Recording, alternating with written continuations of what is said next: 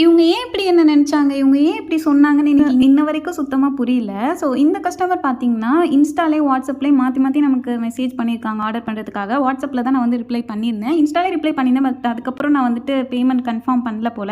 So அதனால வாட்ஸ்அப்ல திரும்ப வந்து ஆர்டர் பண்ணாங்க. 3 பிரேஸ்லெட் இவங்க வந்து மொத்தம் ஆர்டர் பண்ணியிருந்தாங்க. 2 வந்து பீட் பிரேஸ்லெட் நேம் வச்ச மாதிரி.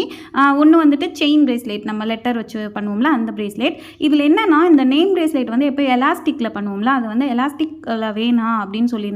ஏன்னா அந்துருமோன்னு ஒரு பயமா இருக்குன்னு சொல்லிட்டு எண்டிங்ல லாப்ஸ்டர் வரும்ல அந்த மாதிரி கேட்டிருந்தாங்க. ஸோ அதனால கியர் வயர் யூஸ் பண்ணி அவங்க கேட்ட மாடல்ல செஞ்சாச்சு எக்ஸ்டென்ஷனோட. இப்போ என்னன்னா இவங்க வந்துட்டு எல்லாத்தையும் ஆர்டர் பண்ணிட்டு சைஸ் எல்லாம் சொன்னதுக்கப்புறம் சரி இந்த மாதிரி நான் ஆர்டர் பண்ணணும்னு நினச்சேன், நான் ஒரு டிரான்ஸ்ஜெண்டர் அதனால ஆர்டர் எடுக்காமல் இருந்துடாதீங்க அப்படின்னு சொன்னாங்க. அது ஏன்னு இன்ன வரைக்கும் தெரில, ஏன் அப்படி நினச்சாங்கன்னு தெரியல. நானும் அப்புறம் அவங்கள்ட்ட ஆடியோ பண்ணேன், ஏன் சிஸ் அப்படிலாம் நினைக்கிறீங்க, எல்லாரும் மனுஷங்க தானே, நான் ஏன் இதுக்காக ஆர்டர் எடுக்காமல் இருக்க போகிறேன், அதெல்லாம் எதுவும் நினச்சிக்காதீங்க அப்படின்னு சொல்லிட்டு அப்புறம் இவங்க கைக்கு கிடைச்சதுமே ரொம்ப ஹாப்பி, அவங்களுக்கு ரொம்ப பிடிச்சிருந்துச்சு.